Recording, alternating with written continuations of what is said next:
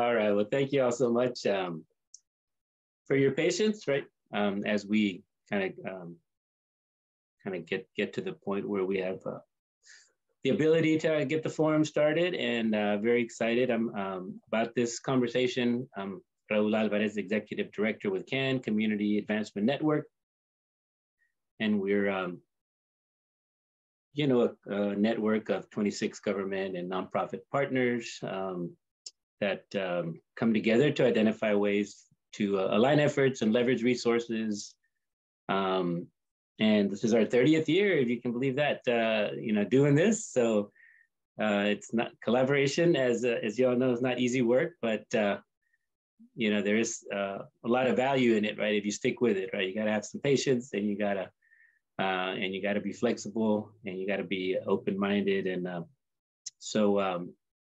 especially when we pick very difficult topics to tackle as Community Advancement Network. And towards the end of 2021, we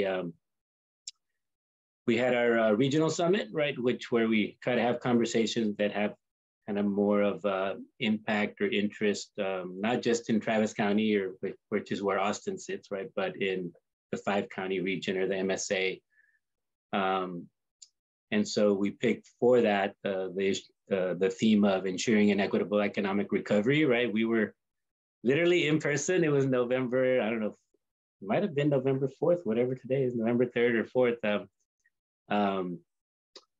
And it just happened to be the lowest COVID rate of the year, right, that day. So we were able to convene in person, thankfully. And then Omicron hit like less than a week later. So it would not have been possible to do that until, much later, the summer or this fall.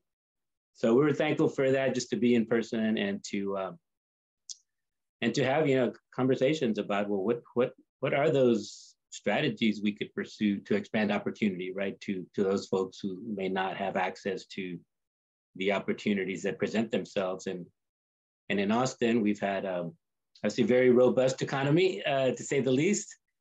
And so we knew that, again, there is opportunity, right? During the pandemic, Tesla announced they were going to locate in Austin, and Samsung announced like they were going to triple their operation in Austin, and a bunch of other companies moved to Austin. So we knew that the opportunity was going to be here, but how do we prepare our local workforce to be able to take advantage of those opportunities? And we had a great summit, but there was only a half-day summit, 4 hours. Everybody was a little out of shape with the in-person, right? So we did a half day and then said, we can't get to all the issues. We're going to look at the conversation and how it went, and we're going to then have a series of follow-up conversations. And one of our panels was actually on public-private partnerships, right, to expand opportunity. And one of the speakers actually talked mostly about apprenticeships and the potential it had to provide opportunity for some of these populations, right, that we saw during the pandemic were not being well served, right? When women were disparately affected, right, in terms of the economic impacts, as were people of color. And so we wanted to kind of take a closer look at this issue, right? This is our 4th forum. We had a forum looking at, people of color and the post-pandemic recovery, women in the post-pandemic recovery, and building a family-friendly workplace as a strategy, right, to recruit and retain employees. Because again, with an economy, a job market as hot as Austin, right, there's a lot of competition, right? So, but I think what we were hearing from folks during the pandemic is, that these family-friendly policies, were needed, right, just out of necessity. And now, hopefully businesses see the value in maintaining those policies and hopefully expanding it. So that's a little background for kind of why we're having this forum. It's again, it's our Expanding Opportunity Forum series, and this is the theme for our conversation today is the power and possibility or potential of apprenticeships, right, to expand opportunity. And we're very excited to hear from our panelists. And I'm not going to do a long intro because then I'll eat up a lot more time for the forum. But do want to just kind of recognize them real quickly and thank them for helping us with this conversation. But we do have, Ryan Gensler from CareerWise, and we have Matt Urban from New Apprenticeship, and Aurora Harris from Young Invincibles. And I was just going to give folks a little bit of a chance to introduce themselves, and because I could just read their bios that I have right here. But obviously they're doing great work, which is one of the reasons we wanted to hear from them. But we also, I think, want to hear from them, like not just, well, what do you do, right, with your organization, but also why do you do it, right? Why is this important enough for you for this to be the work you're doing right now, right? And what does that mean to you? So less about, tell us about the programs or, the initiatives that you manage, but more, kind of what your role is and why you're so passionate about what you do. And I'll start with Aurora from Young Invincibles. Thank you. And thank you all so much for having me. I really appreciate it. Congratulations on 30 years. Really exciting. I'm really excited to be in conversation with you all and thinking about who our economy is for and who should and shouldn't be participating in it, and what career pathways look like. I love that question about why am I doing what I'm doing? Because I think as advocates, we do need to stop and check in with ourselves and ask ourselves that more frequently. So I appreciate that. But I am the Senior Director of Regional Strategy at Young Invincibles. We do policy change for young people by young people. And we really are an economic justice, economic opportunity nonprofit. We look at issues like healthcare, higher education, and workforce development. And we think about how do we build policy change and young adult power to move those things forward.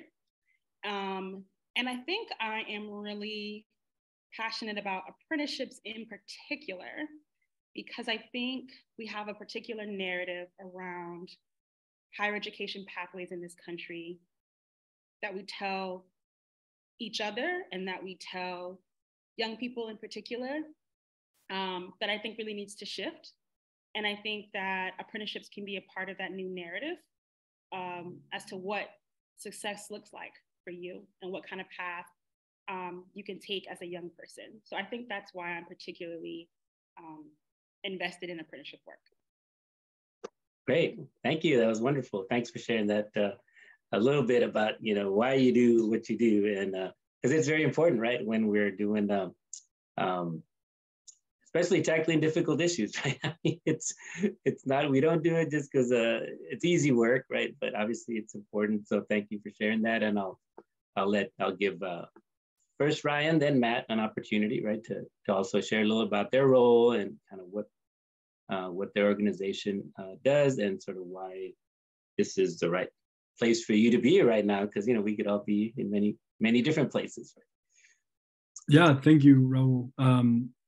I'm Ryan Gensler. I'm Senior Director of National Partnerships at CareerWise.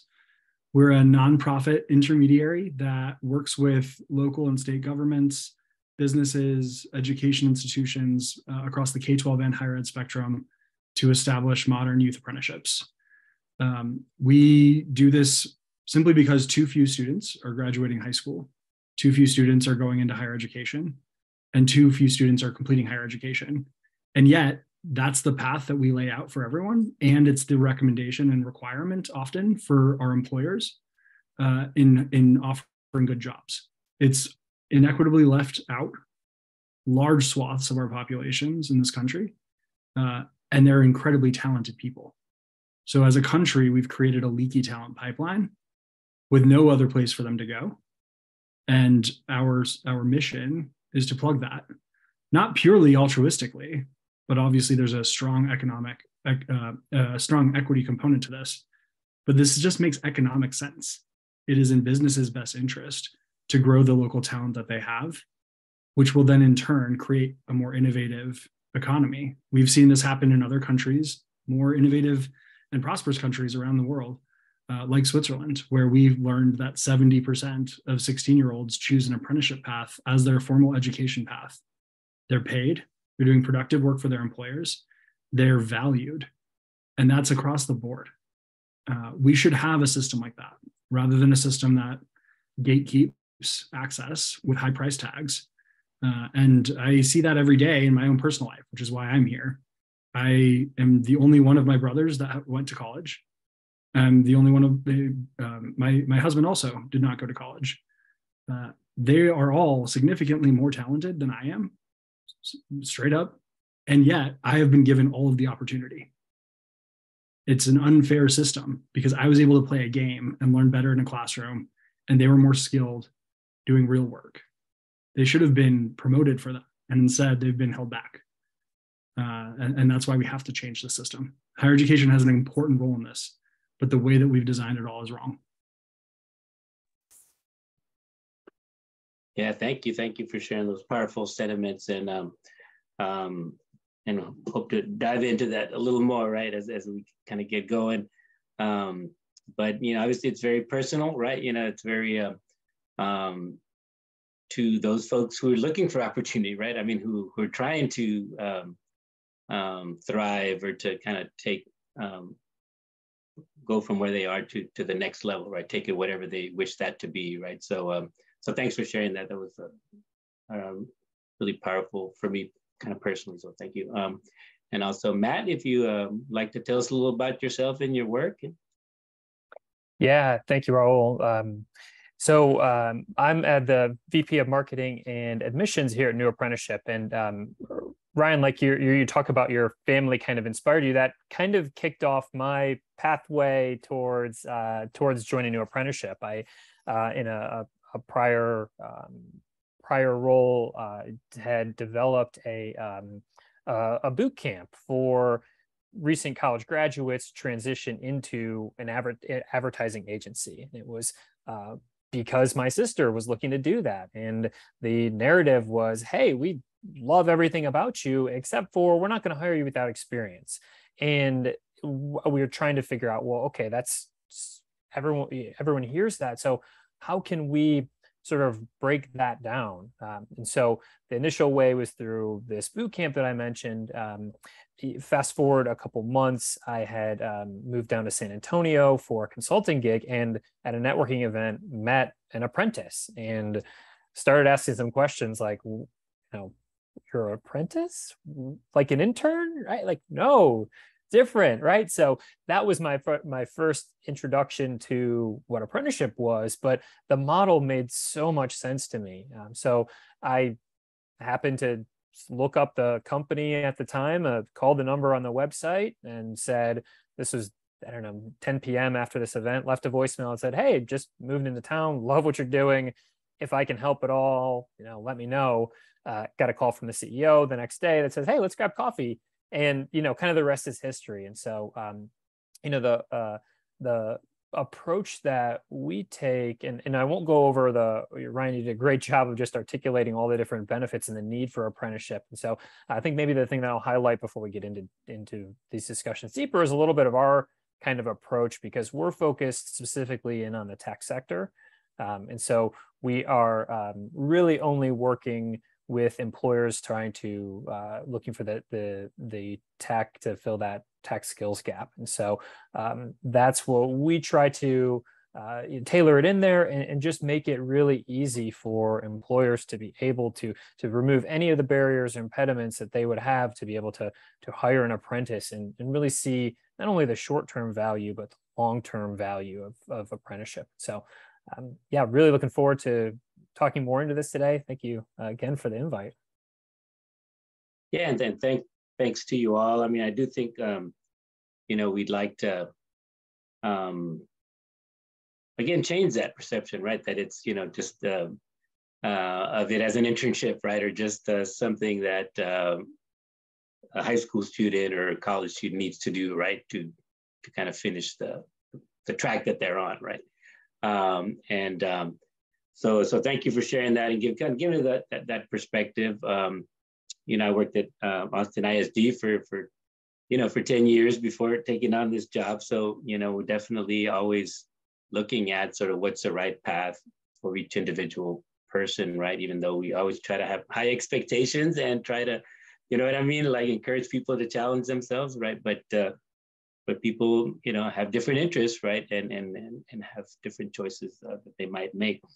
So typically this is where I would, share a little bit about background on the issue, but since Young Invincibles published a recent report, right, on apprenticeships for women in particular, right, and we thought that we'd let Aurora give us a little bit of background or a little bit of an overview of that report, which I think will, and I think Matt and Ryan will also be able to respond to. But instead of you hearing me talk about somebody else's report, we'll have Aurora talk about some of the work that they've done or some of the research, and then just kind of what it's telling us about this potential tool, right, for helping women and people of color, right, going forward. So I'll hand it over. It looks like Talina's doing her magics. Thank you, Talina. and thank you, Aurora. Yeah. Absolutely. So I'm really excited to be able to kind of ground us a little bit in this. And I think, Matt and Ryan were already speaking to a lot of the benefits of apprenticeship. We came to this report because we had been working with parenting students. So that is, folks who are going to college and parenting someone under the age of 18. I mean, we've been working with this population of folks for a long time, many years. We produced a report around their healthcare needs and, some of the other needs. And we had really sat and worked with these students and really thought about what are those huge barriers that they were facing. And a lot of it was around affordability and having to sort of sacrifice this, your ability to make money while also learning.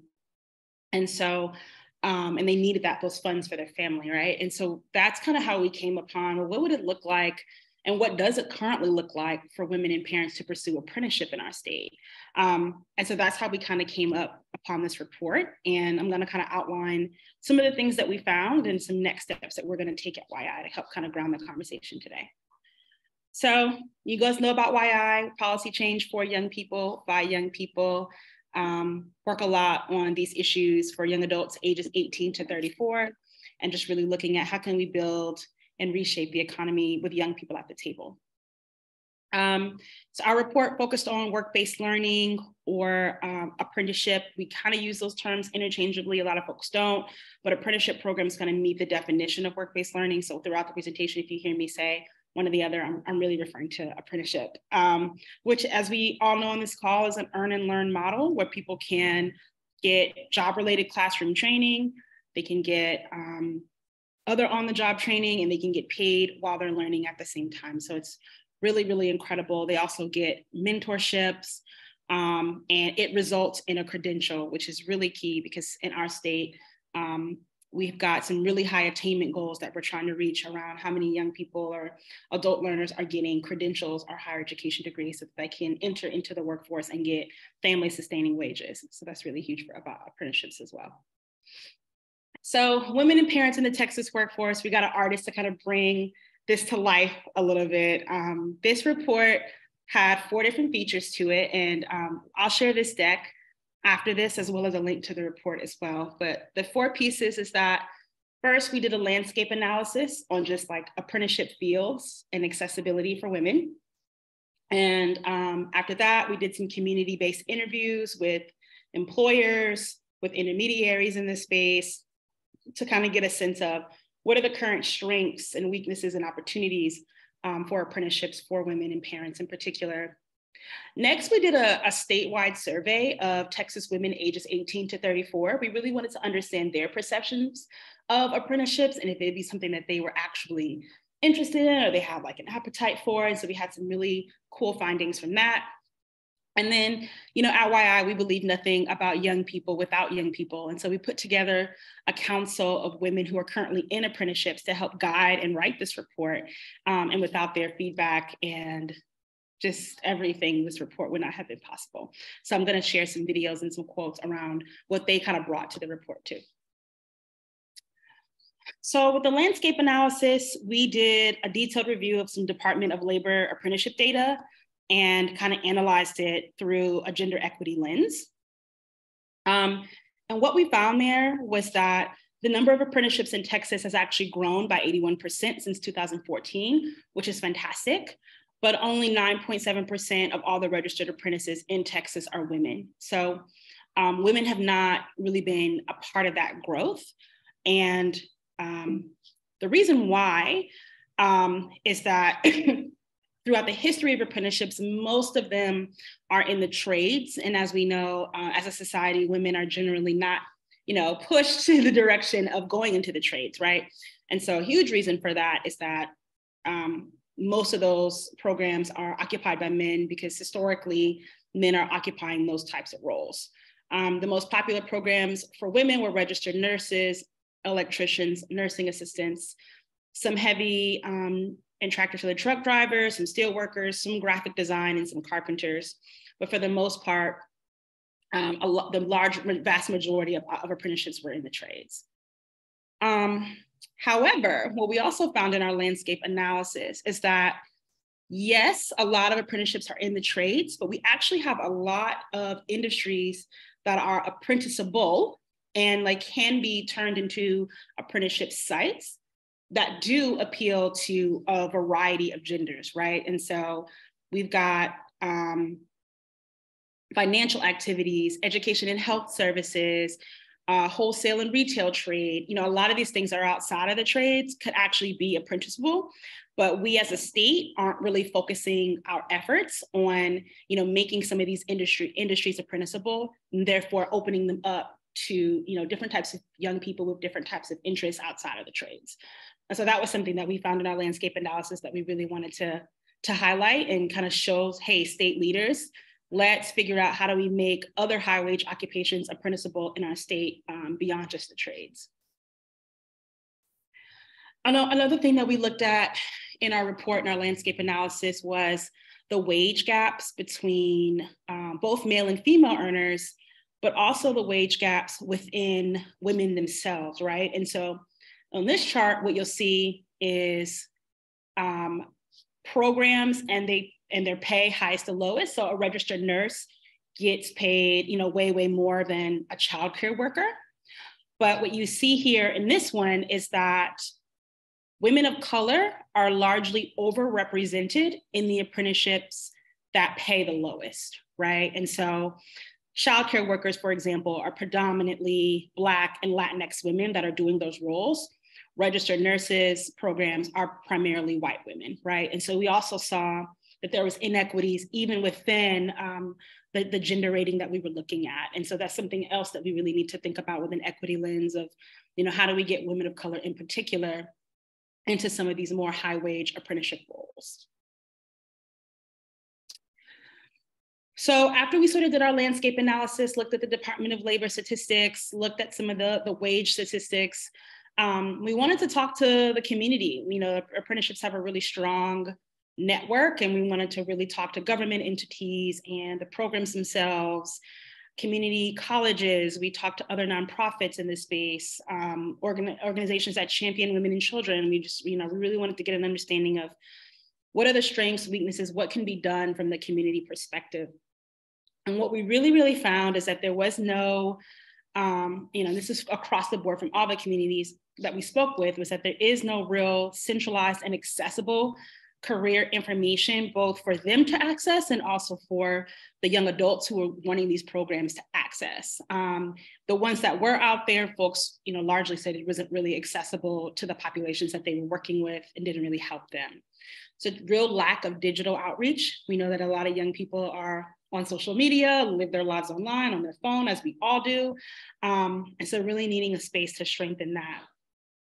Also saw that there was a need to strengthen community connection points and folks wanting, more conversations amongst each other of how do we get these people that we're working with into these programs and educated about these programs. And then there was a real huge appetite for creating and operating new programs and systems around how do we do that in our state. And then last, but certainly not least, childcare systems came up a lot around if we're going to be engaging women and parents in the work, how do we build out our childcare system so that they can meaningfully engage and that that's not actually a barrier to an earn and learn program. So the next piece of our report was our statewide survey. We surveyed young women 18 to 34, and again, wanted to understand what their perceptions around apprenticeship were. And not to our surprise, and probably to no one's surprise on this call, a lot of young women were just completely unfamiliar with apprenticeships in the first place, right? Like really didn't have a lot of familiarity with it. However, when we presented them with a definition of it and what it was, there was a huge, huge interest and appetite for learning more about an earn and learn opportunity, right? Like 86% of folks we surveyed said they'd be very interested or somewhat interested in an earn and while you learn opportunity, such as a registered apprenticeship. So when we actually gave that definition and like talked it through, right? Like a lot of folks were really interested in it, which was really exciting. In addition to that, we also saw that a lot of young women that we surveyed were expressed seeking a career change, and barriers to career change were childcare, education costs, all the things that we were hearing from our work with parenting students were really represented in the survey. And so last but certainly not least, we put together a youth apprenticeship council that really acted as our guiding light focus group as we built out this report. And these women were from a variety of apprenticeships, ranging from carpentry, electricians. We had some apprentices who were in digital marketing. So it was a really, really robust set of experiences. And they were also from all across the state, which was really great. So we would meet with the Young Women in Apprenticeship Council virtually twice a month as we kind of wrote the report, and they really helped guided the recommendations, the questions we asked for the survey, just as well as anything we kind of needed some support on. So they were wonderful. So this is a video that I'm going to play from our Young Women in Apprenticeship, and it kind of just talks about their experiences with apprenticeships, how they felt, doing this experience, and kind of really highlights how they feel as women working in these fields and, wanting to have a voice and talk more about these issues. I never thought that being an electrician or being an apprentice could do so much for my family and I. Honestly, it's been mind-blowing what is out there that I didn't know about. I'm super excited about the growth that I have seen happen in the small amount of time that we've worked together.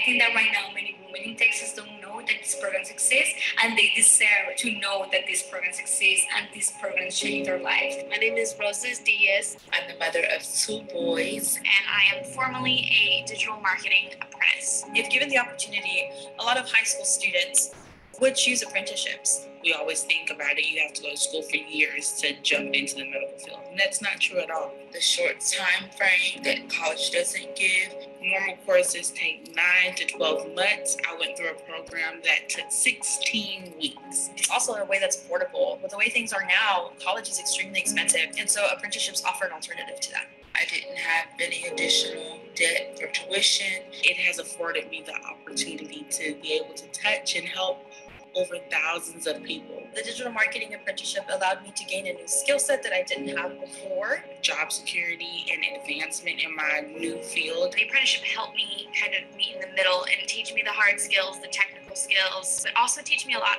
of really soft core skills. At the end of the apprenticeship, I felt very confident in what I was doing. I know that if I can do this, I can master anything. I've been able to meet some amazing women and people on this journey. Having the support of other people is paramount to success. Those women have really become my mentors and those who have been my backbone. The coaching and mentorship I got through the apprenticeship program is really probably the reason I am where I am today. It's time that we show these guys that we can do this, and with a baby in our arms. Very passionate about telling young women or young people from lower socioeconomic situations, just letting them know that they can overcome, that they can be more than their societal or cultural construct. To educate and empower women about the trades all available to us. There's nothing that should just be, oh, that's a man's job.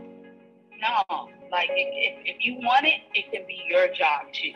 Being part of this group of women that want to change other people's lives. I am doing what I'm doing now for some little girl who doesn't even know that she wants to be an electrician. So if I'm pushing myself to do those things and I'm pushing my community to do those things, I feel like we just have a brighter future. Yeah, I think they really summed it up better than I could have around how much this project really meant for them. I never thought that. Sorry, y'all, let me get to the next slide. Can I get to the next slide? Yeah. About how much this project meant for them, and also their desire to see other women take on these opportunities. And that's something that really came out in our recommendation section of the report too. When we talked to the Young Women in Apprenticeship Council and they were doing the report with us, one of the things that they mentioned was that the hardest part of the whole experience was actually simply finding out about it and starting it. And so that was something that we really wanted to reiterate in our report as well. So I'm going to wrap this up with a bit of our recommendation section. We really would love to see some gender and racial equity goals in apprenticeship expansion. We see that there's a lot of funding from the federal government or opportunities at the state level to really expand apprenticeships. And we would love to see we set some, equity goals around who is, receiving that growth and a part of that growth. We would love to see a growth in pre-apprenticeships and youth apprenticeships. And I know one of my panelists will probably talk about that because that's a really great on-ramp to the apprenticeship experience itself. The next set of recommendations we had is around targeted outreach and communication. I mean, this came up time and time again, both with our council and with our community partners, just more digital communications about apprenticeship and more knowledge for young people about these opportunities. The next one was definitely around childcare expansion, investment in the childcare workforce and childcare services so that women and parents can participate in these meaningfully and that not be a barrier to them. And then lastly, mentorship was mentioned a lot. I'm sure you all heard that in the video as well, how integral that is to apprenticeship program design. And then really thinking about long-term career pathways and family sustaining wages for young adults, and looking at what are those careers that have those advancement options and how do we make sure we're investing in what's apprenticeable, kind of beyond the trades. So I will stop there. Thank you so much, for setting the stage, in a very powerful way, and a way that kind of puts the human face on, why this is important, and so and also again just some of your findings, because I do think that's in Austin where I think we do have a fair number of apprenticeship programs, right? But it's in those, a lot of it is in obviously our targeted workforce, high need, right? Fields, and some of them are kind of employer driven, right? So it isn't looking at all of these different industries like that you highlighted that, where there are opportunities for apprenticeships and even in some of our high need fields, again, there might be a role for apprenticeships. So thank you for just talking about, what you found and looking at this issue in Texas, right? And with diverse voices, kind of helping you along the way. And we'll come back to Aurora a little later with kind of some follow-up. I wanted us to kind of learn a little more about CareerWise and new apprenticeships. And so we'll go to Ryan first. And again, we're trying to get a sense, kind of like we did with the Young Invincibles, is sort of through your programming, right? It's who you're trying to serve, right? The specific kind of populations you're trying to reach. Are there particular industries, right, that you target as well, right? Or and if you're in multiple locations, obviously that might look a little different in different markets. But sort of like why, how do you pick those, or why is it those the particular industries? And then again, and kind of going at some of the things that were in the Young Invincibles report is kind of what are some of those key elements for success, right? That have kind of, if somebody said, I want to remove this or I want to remove that, it's like, no, you can't remove that, because then that's the sort of the secret sauce, right? Of why we make it work, or it works for us, right? The way we do it in the model that we have. So I know that's a lot to try to cover, but I do think we're trying to see, well, if, how good of a fit is it for Austin, and what would be those key elements that maybe we don't have that we would want to focus on. Yeah, absolutely. Thanks, Raul. And Aurora, that video was amazing. I love that woman. We need to tell men we can do this with a baby in our arm. Like that's amazing. I just sent that link to my team and said, we need more of that to be promoting this. We need to show that this works and the proof points. So thank you for your work on that. That's incredible. And I'll say congratulations to Texas, because as bad as it sounds that 9.7% of women of apprentices are women, that's better than the national average, which is 8.5. And so I think when we talk about, sorry, I'm getting an admit somebody, so I don't know if I can do that, but I just did. When we talk about apprenticeship at CareerWise, I just want to be clear that we are talking about apprenticeships that can be registered with the US DOL system. These are multi-year paid apprenticeships. They are employed by their employer. They receive the benefits and training from their employer, both on the job and through classroom-related instruction. And it can result in that industry certificate as well as a US DOL certificate. All of our apprenticeships start in high school. When we say youth, we mean 16 to 18 as your starting range, and starting from a high school space. And for us, that's critical. As I mentioned earlier, we have a graduation rate from high school around 80 to 85%. It means 15 to 20% of our students are not even graduating high school. Only half of those are actually pursuing higher education. Only half of them are completing that first year. We can't wait until the national average of 27 to 30-year-olds for apprenticeship. Apprenticeship in this country has become a last resort, as opposed to a primary solution. And that's why we start at the beginning of the curve. We start before they fall out of that system, before they lose interest, or before the very real circumstances around them force them to have to choose between a job and education. They shouldn't have to make that decision. And so joining an apprenticeship, starting in high school, where many of our apprentices are starting junior year, sometimes senior year, is critical. It's also how we've gotten to the demographics that we have. In some of our markets, we're up to about 90% of students of color, and we're around 40 to 50% women in each of our markets. In every market, we're at least representative in our racial demographics. Part of that is because of the occupations that we're focused on. We don't do occupations in the trades. As Aurora mentioned, that's kind of the traditional American apprenticeship. And they're incredible jobs, they're incredible programs, and we need to promote more of them, and to women and people of color. But we also need to promote apprenticeship outside of the trade, because most developed countries that have strong vocational education and training systems use apprenticeship as a core mechanism for workforce development and education into business and finance and tech and healthcare. And so that's what we really primarily focus on. We have insurance underwriter apprentices, accounting apprentices, banking apprentices, about 30 occupations that we support in a variety of employers, ranging from small mom and pop businesses of 5 to 10 people to large corporations like Amazon and Tesla and JP Morgan Chase.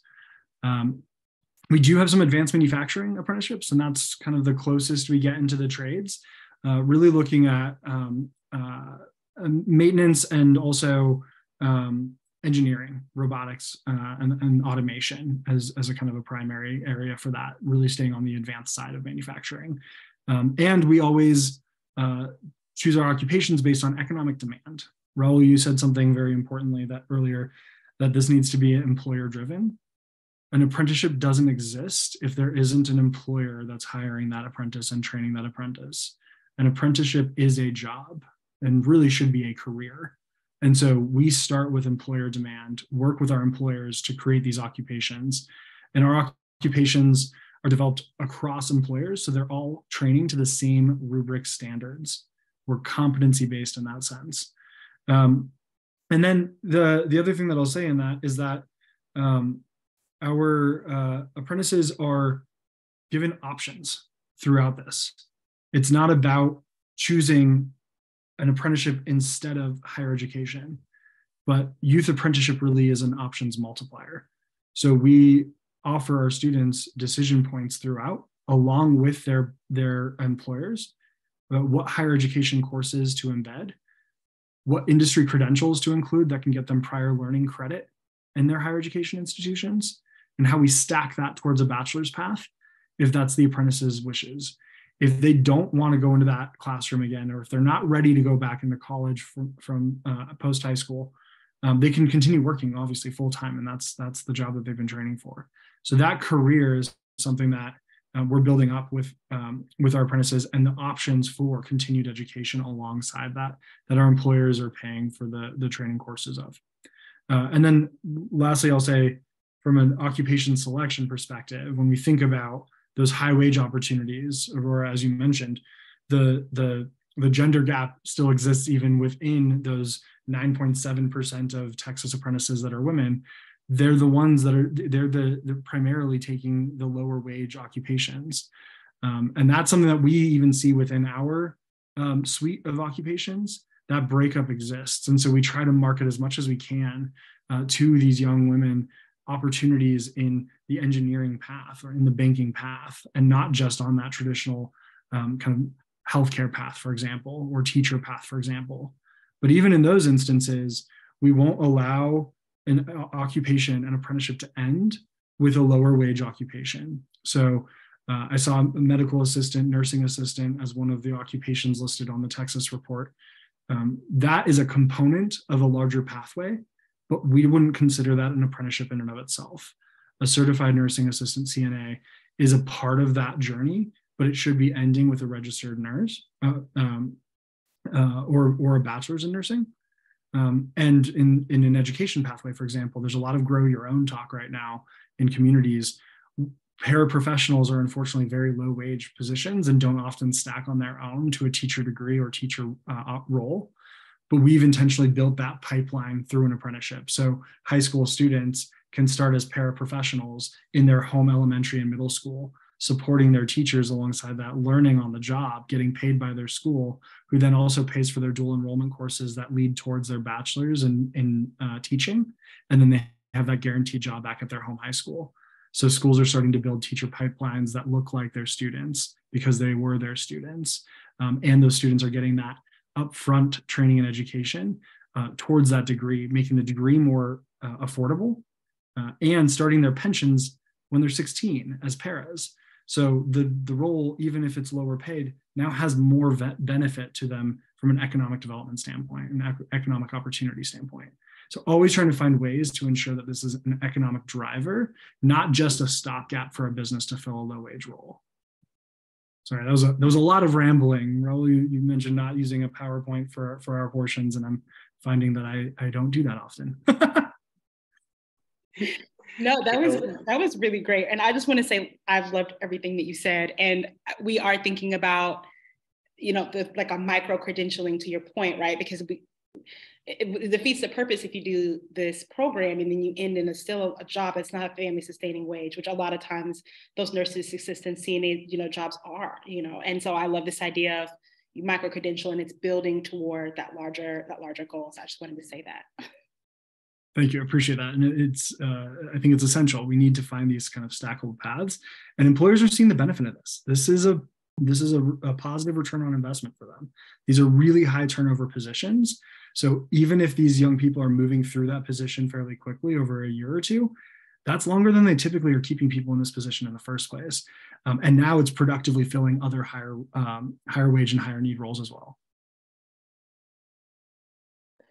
Great. Well, thank you. I know there's a lot so more Ryan, I just wanted to jump in on that point here. I know, you covered so many great points, and it makes my job a lot easier because, all the things that you covered are so great. But what you said around the focus on ROI for an employers, and as we talk about, Raul, you said it, Ryan, you reiterated, this starts with the employer, and this isn't sustainable if this is a philanthropic effort, or this isn't sustainable, right? Unless that employers start to see that, hey, there is the ROI to it, because right now there's just too few apprenticeable roles, and really employers who are willing to even have the conversation around it. And I think that's what we are so really focused in on, and kind of what we do is specifically around tech occupations, but having those conversations with employers, there's this massive need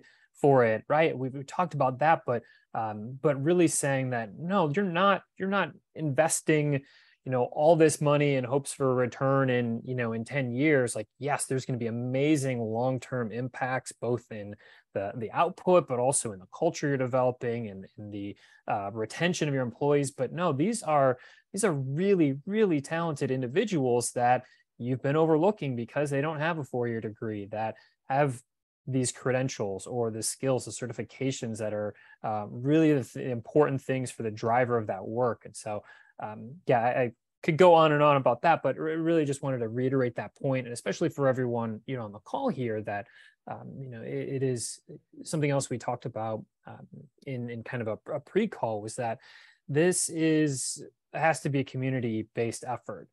There are amazing people, amazing company doing great things, but it's not everything. There are wraparound skills, and I'm probably jumping way ahead of things, right? But there are wraparound and so many other things that need to be collectively put together as a community to make this really effective and to hit a critical mass. Because right now we're spending a lot of effort, and us, personally, are spending a lot of effort on the employer side and really trying to build up those opportunities, and that detracts from efforts that we could be putting into finding the more childcare providers, or really being able to support the apprentices in a really comprehensive approach. So that the more awareness that we as a community can make, regardless of what your role is, or right, but so that's why I really am so excited, Raul, to be participating here and to be talking about this in a community basis, because it's so important, so crucial that we get this done. Yeah, Matt, you mentioned something that's so important, is helping the employers be ready for this, especially as we talk about these different populations and they might be used to seeing. I wonder if you wouldn't mind sharing more about what New Apprenticeship does and kind of helping employers be ready for this. Yeah, it is a lot of conversation, right? A lot of education. There are, if you're thinking about someone who doesn't know what apprenticeship is, right, or even just has that high level understanding, as you start to continue to peel down the different layers and say, okay, I got it. I get what this is now. And then they start to ask those better questions, right? And so we talked about the importance of coaching and mentoring, right? Apprenticeship is just skills based. Well, no, it's not. You need to have that, of course, but you need to have a robust coaching, mentoring, support system in place, because one of the things that even if you just they got their foot in the door, well, and they're earning a family sustaining wage, well, that will sometimes kick them, the benefits cliff, right? They're now not able to leverage some of the benefits that made it possible to start an apprenticeship, because they got that job or because they got a promotion, and now we're back to square one. And so a lot of conversation. I think a lot of education. Like I said, pulling in, showing the partnerships that we have. Community colleges, and I love, Ryan, that you're working really at the high school level, because it's so important. I think where we tend to go more towards is community college. We also have, career transitioners who tend to be in their, more towards that mid-20s, like you said, but working with community colleges to provide that pathway so that they can see, the graduates, the community college graduates, or even those who just have some college, can see like, okay, great, I can start this, I can get that training while I'm earning income.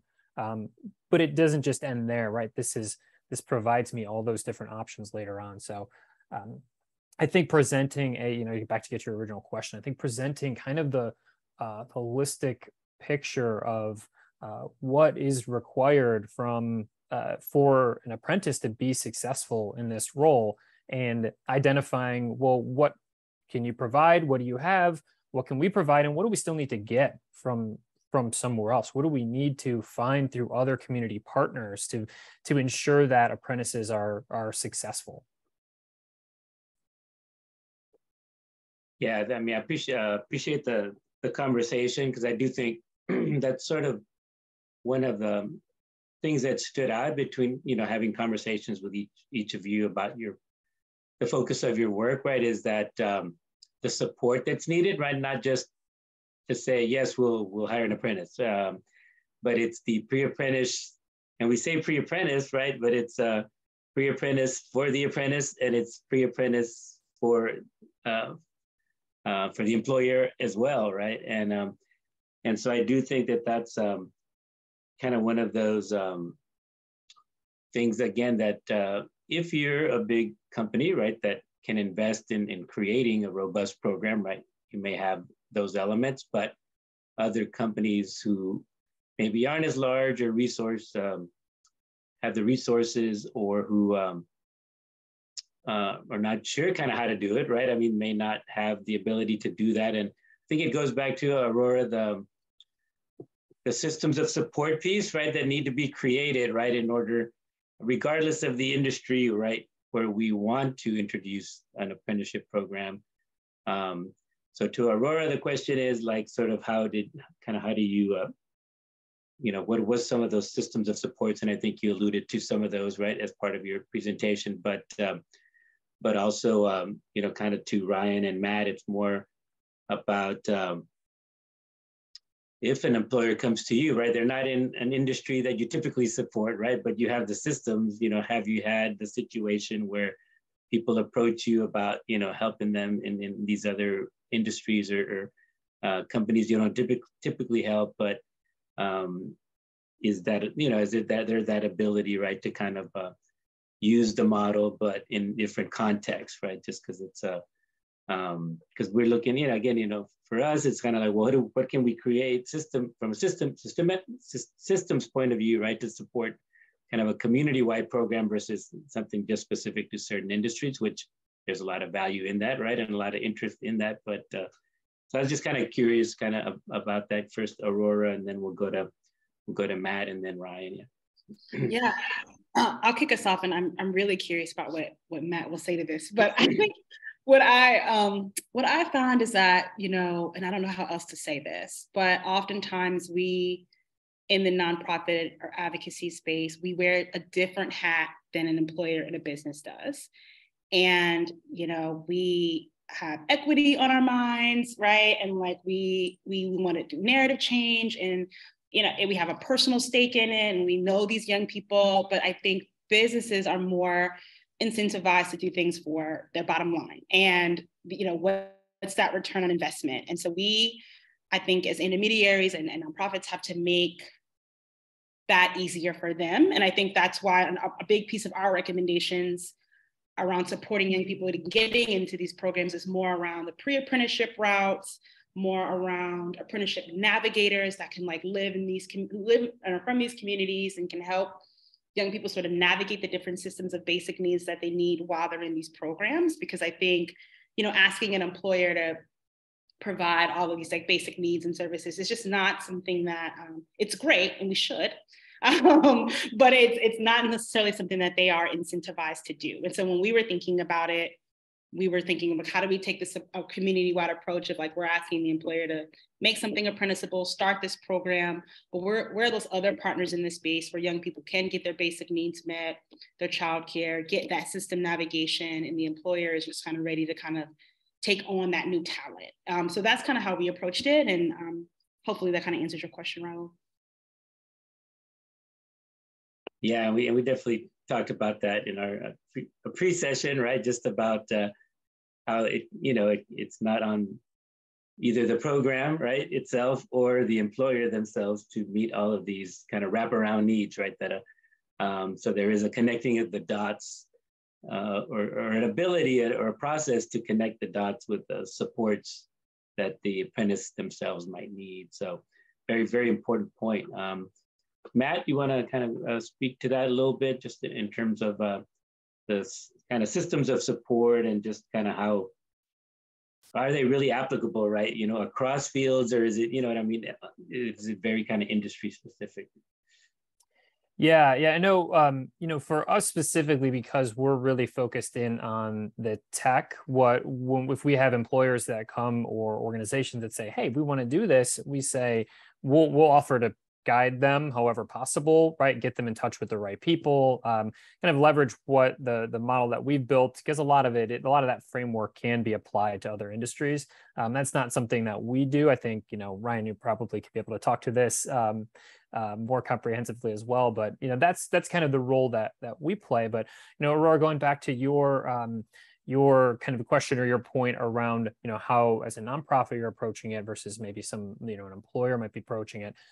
What we've found, especially working with really large organizations, is that the conversation has to be both. It has to be, it starts sometimes, the door opens in having those conversations around like, look, you are trying to change the system that you have in hiring. You're trying to create systemic change within your organization, and that doesn't happen by doing the efforts that you've been doing before, right? That's how you got to this point. So there are that's the easier part, I think, because people recognize that, right? But then it gets to that, like I said, that next layer of, okay, great, well, what's the solution and what's the ROI for this? How much is this going to cost? And okay, we can, they're not thinking about how we're going to do this for 1 or 2 open roles. It's right, how can we do this for 10 roles next month, and then 100 roles next quarter, and then 1,000 roles in a few years? And so that's when it really becomes there's almost like no stone unturned, kind of, where you're just continuing to educate in any of those the different areas or different concerns. And so I'll stop there, but wanted to at least get back to that question that you raised, and turn it over to Ryan here. Yeah, thanks. And I think, to your point, there is a common framework, right? Apprenticeship has a recipe. It's on-the-job training and related instruction, some pre-preparation possibly for the student or the worker, and for the supervisor. We have all of our employers go through a common supervisor training. We teach them growth mindset and pedagogy, and how to build a sandbox for them to try things in before they go into actual customer-facing work, and how to scaffold their projects so that they're taking bite-sized chunks and learning these different skills in a progression. We give them a rubric for the occupation based on those competencies. So it's not just a checklist of things that they can do, but actually a growth progression over time. And so all of those tools we can then customize by occupation in a broad sense so that it's replicable. So there's some efficiency in using that same framework for each of these industries. And then we know that our employers are going to need a little bit of handholding as they go through this. That upfront support is really, really important, but they're going to run into issues. And so we have a customer success team that is their kind of point of contact. And they're the one that's liaising with the school and the counselors and helping with schedules. They're the ones that are helping address problems when this 16, 17, 18-year-old runs into issues that maybe a manager that's only worked with adults wasn't anticipating. Or someone's accelerating much faster and they need to revise their training plan because they can get so much more productivity out of this apprentice, and the apprentice can aspire to so much more than what was originally planned. So how do you kind of adjust on the fly for all of those things? And that's what we have a team built for. When you mentioned, Raul, what do we do when a company comes to us without for an occupation that we don't work in? I think first we look at whether or not there's an existing framework for that occupation, either through other registered apprenticeship programs or within our suite of 30 occupations that have broad applicability. We don't look at super narrow occupations, but business operations associate can be applied in a lot of different ways in a lot of different companies. We look at project coordinator as a role that can be applied in any business, any sector, and see how we can apply those things to the local needs of that business. And then if there is a demand for that role and we don't have it, we'll build it out. We interview subject matter experts, we pull metadata from Burning Glass, we have focus groups with people doing that role. We vet that occupation suite then with a new set of subject matter experts that weren't a part of the original focus group.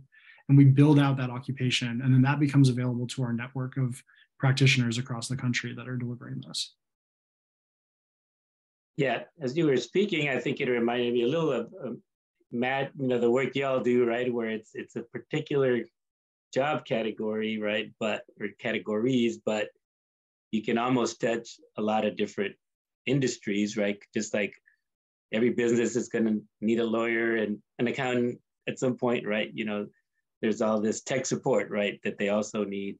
So I didn't know if you wanted to add anything just about sort of how a little more about specifically, new apprenticeship focus, and then just anything about that, just ability to maybe support across industries just because of the nature of the skills that the students or the apprentices are developing.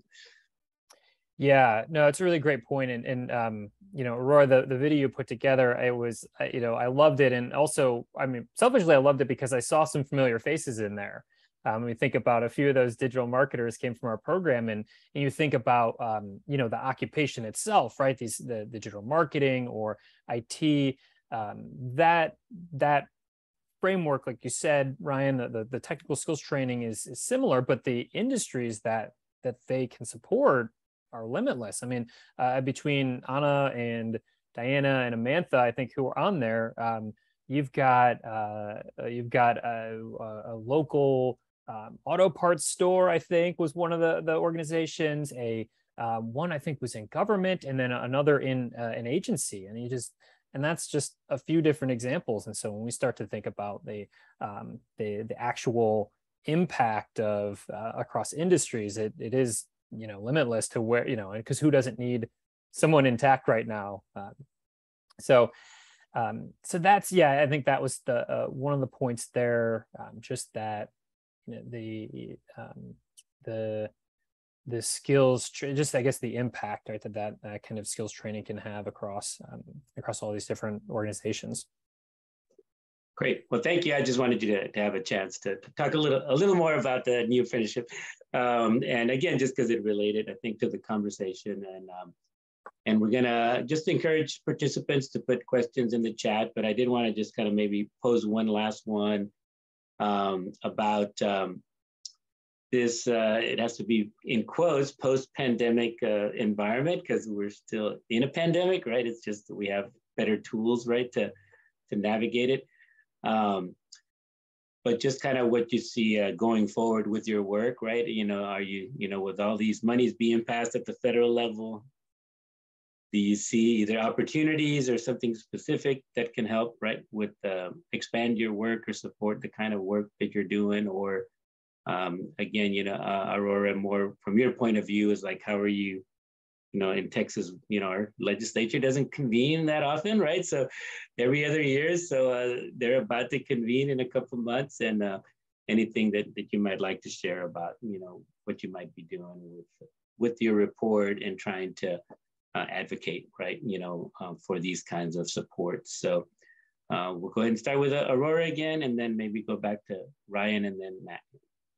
Yeah, I think the pandemic did a lot. I mean, it changed all of our lives in many ways. The one thing that I'm thinking about a lot is the narrative shift around, the sort of debt for diploma system we have in higher education, and the real hunger for something different, not only for a more accessible and equitable higher education system, but something different in terms of how are we educating young people, period. And so I think it's an opening for us to have more conversations around growing apprenticeships in our state. And then I also, fortunately in Texas, we are known for a lot of things when it comes to the state legislature. But one thing that we are really good about is workforce priorities and having a strong Texas economy. And that is something that is bipartisan. That is something that everybody wants and everybody comes to the table ready to talk about. So fortunately, we are in a position that I think really we have a lot of legislative champions who want to see more young people in earn and learn opportunities. They just want to see it aligned to regional needs, to their districts. They just want to see it make sense in terms of, okay, well, where are the students in the community college going? Are they going to the right place that, serves the community? Are they staying here? So I think when we have those alignment conversations and we come to them with that, we have a lot of workforce champions and friends at the legislature. And I think we're going to be really successful with the recommendations we outlined in our policy agenda, and even the childcare one. That's a huge national issue around childcare, but we actually are getting a lot of leeway on just strengthening the childcare workforce in general in Texas. And so again, fortunately, this is an issue that's really like bipartisan. Everybody loves it. Everybody wants a strong Texas economy. So I'm feeling really, really good about session.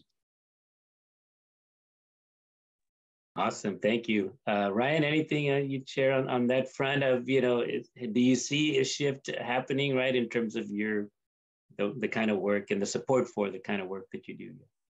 Yeah, you know, we got started a couple of years before the pandemic out of a dire need in Colorado.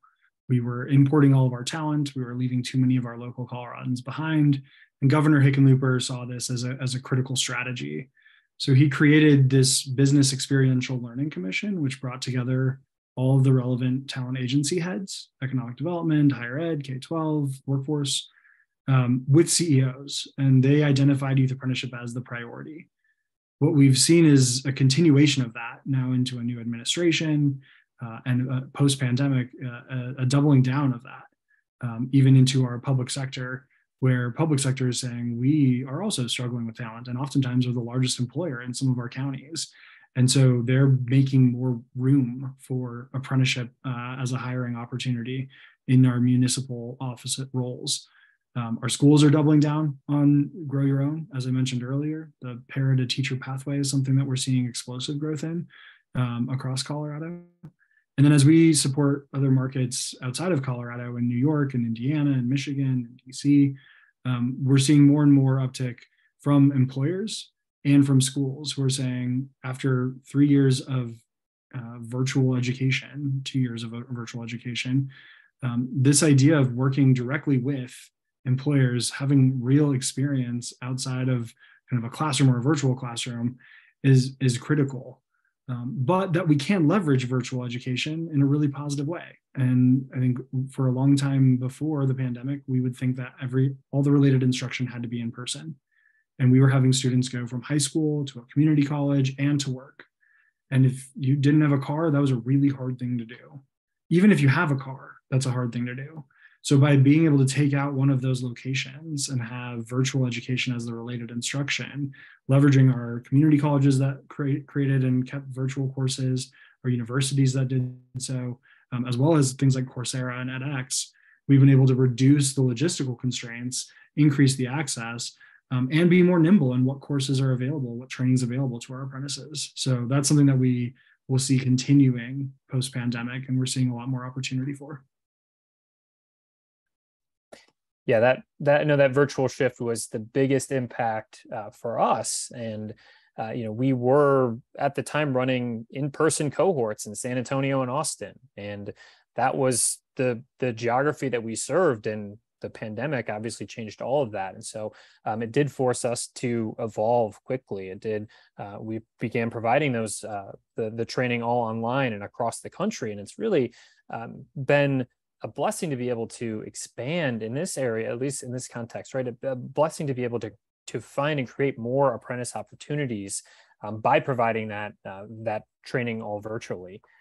So that was one thing. The other, where you were mentioning just the environment around public about funds availability. I mean, that's part of why we can offer our a pre-apprenticeship. So we have a pre-apprenticeship program that we offer for free to people who are interested, right, who are looking to start these apprenticeship roles. And we can do that partly because of funding that we can receive, or we can find people who don't have, they don't have the experience, they don't have the, all the education necessary, but they have that passion for it, and they have the, they have the determination, the grit, to make that investment in themselves. And it's not easy, but we really want to be able to provide intentionally a pathway for anyone who wants to get into basically a tech career, but through apprenticeship, that they can actually go through that pre-apprenticeship upskilling and then be able to go on a day one on a job and be impactful. So it's been that the environment with increasing funds has been great. I love any bipartisan issues right now. So to be able to see that and be part of this, part of the environment here is really great. And it's just going to open it up for more of what we all do, and more people to jump into this space. And we're nowhere near where we need to be. And so I welcome more people to come in and say, yes, let's create apprenticeship programs however they want to do it. And so it's been I'm very optimistic, like you, Aurora, that very optimistic that we're going to keep seeing this growth, and that's going to translate into actual impact. Yeah, and again, just thank to all of you for sharing. I mean, this for me, this is very exciting kind of avenue, and I don't want to represent. We don't have high quality apprenticeship programs, right? It's just how do you take it to the next level, right? If you do have something that seems to work for certain industries, how do we create the environment where it can work, right, in other industries that also can be very fruitful, right, in terms of economic opportunities. So I do think we have another question, and I'll just let Aura, you can unmute and ask the question. Otherwise, it's going to be me reading the chat. So go ahead, Aura. Thank you, Raul. First of all, let me just thank you all for what you're doing. I am delighted at what you're doing here. I think, Aurora, from your research, there's enormous untapped potential here across the board. And I'm and as you all said, Ryan or Matt, we just don't have the system that countries like Switzerland or Germany, which I'm very familiar with, has. And it reminds me of the story that I read, which made me sad, but now I'm hopeful, from a story by Pierre de Chardin, the French philosopher, scientist, teacher. He moved to New York City and spent his days on a park bench in Central Park. And he kept waiting for young people to come up to him and to say, "Can I apprentice under you?" And they never did. And that is the U.S. system in a nutshell, right? You have wonderful meisters or people who have this knowledge base, and to Raul's point, we have kids and young people in need, but we can't seem to connect them. It's the connecting issue. So first of all, thank you for that, and your approach is so holistic. I mean, the high quality mentoring, the coaching, community-based approach, and preparing employers, the paraprofessionals, all of that is wonderful. I wanted to ask you kind of a related two-part question. The Cannes Community Council issued a report earlier this year on community mental health and wellness. One of our recommendations, or their recommendations, I'm not a formal member of the council, was to increase mentoring opportunities as a strategy for helping kids with their mental health and wellness issues.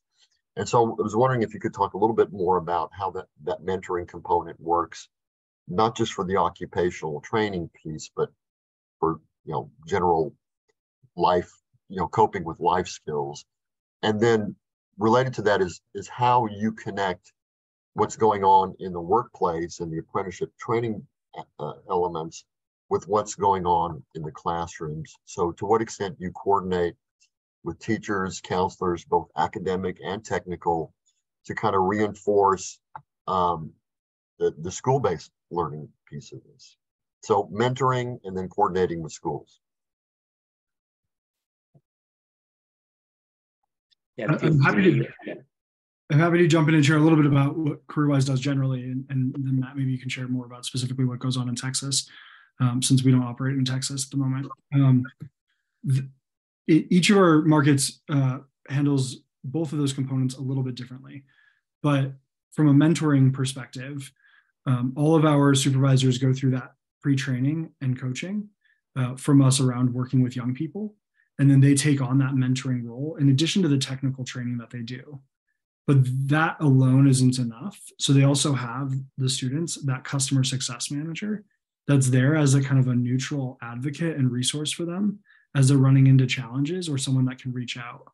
And then additionally, we have actually a former apprentice who is an apprentice coordinator and reaches out as kind of even more of just a friendly face, someone who's gone through what they've gone through, someone who is about the same age as them, to connect and create opportunities for them to meet other apprentices, learn from each other, build a bit of a cohort and a bond.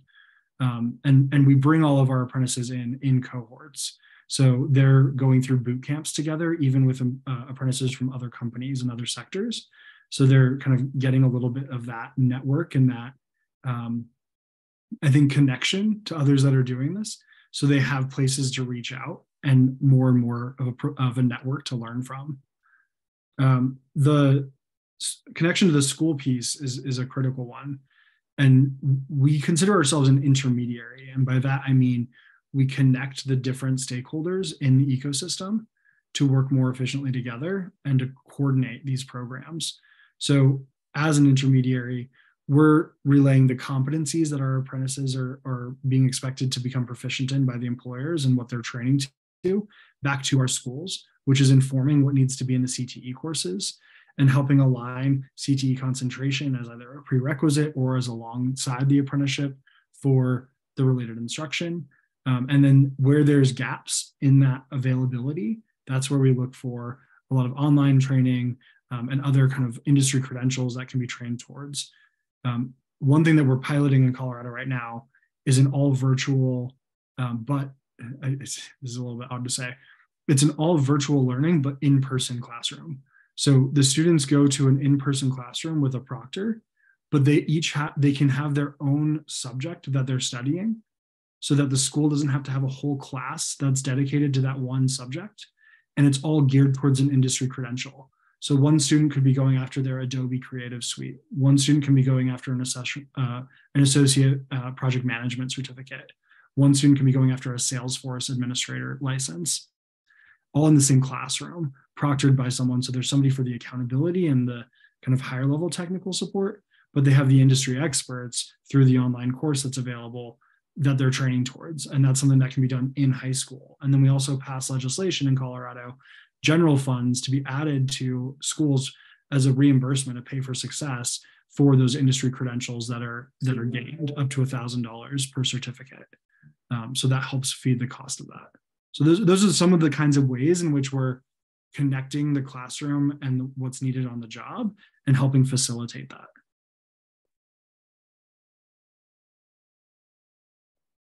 Yeah, so for our approach,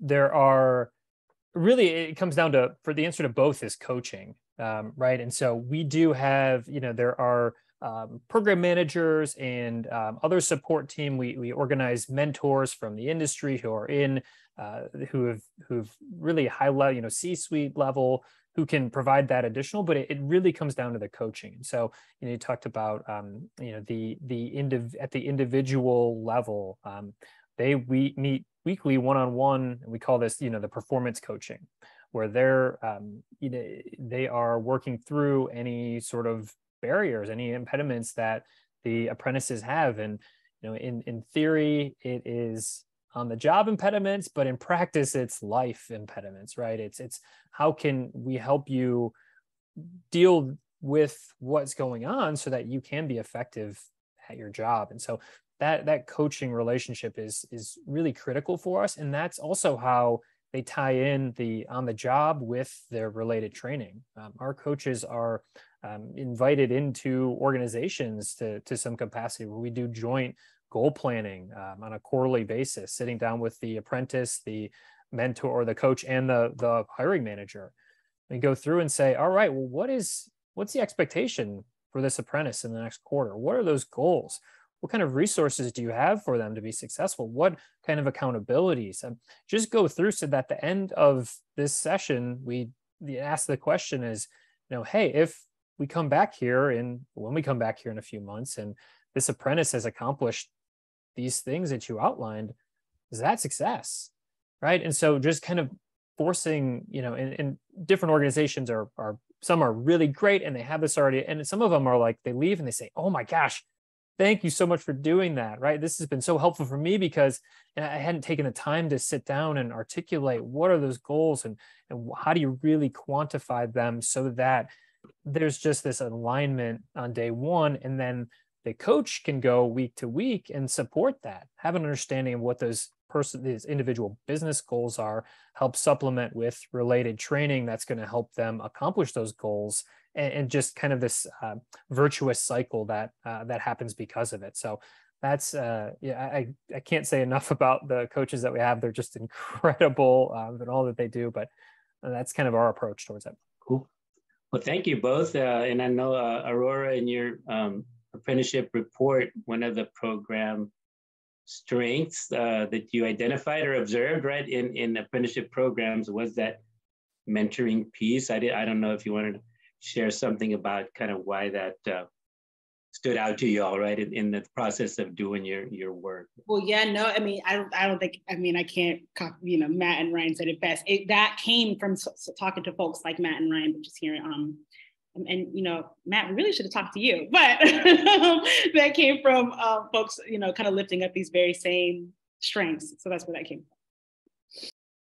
Great. Well, thank you. I know that was in there, and I know that I wanted to make sure that, you know, folks remember that is a great resource, right, to go kind of look at the work Young Invincibles has done on looking at apprenticeship, right, through that lens, right, of women and how this could be a tool for women and women of color and young people, right, because the report was about all of that, right,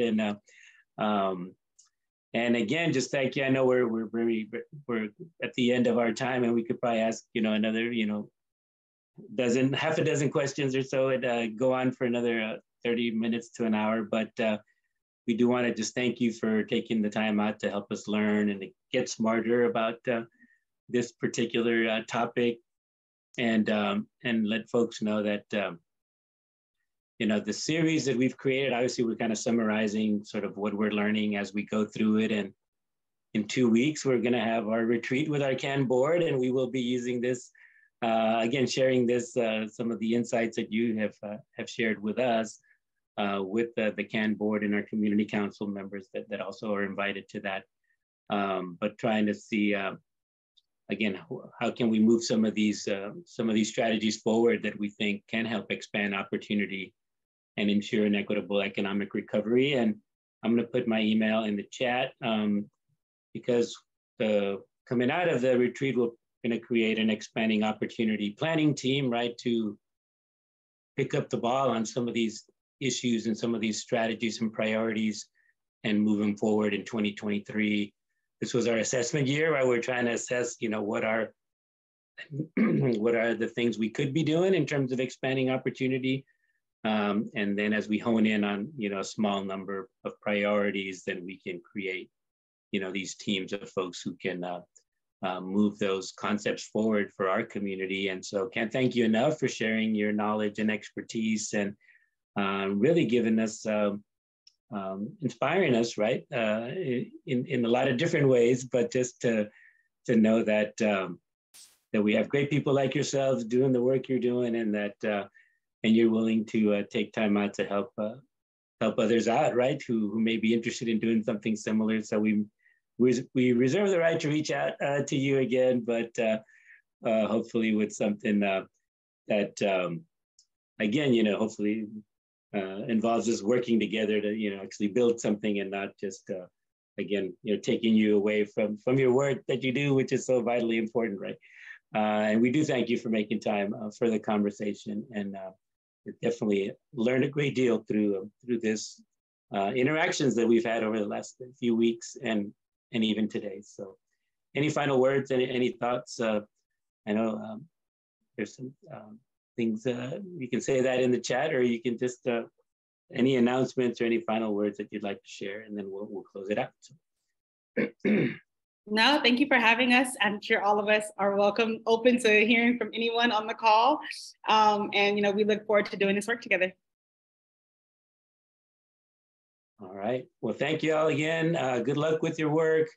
And thank you again very much from the bottom of our hearts, really, for the work that you're doing and the impact that you're having, but also to kind of help us think about this potential, right, and this opportunity that we could make available if we can put our, you know, our resources together and strategize and brainstorm around how this might work more effectively for our local community. So have a wonderful day. Thanks again to everyone who attended, and obviously to our panelists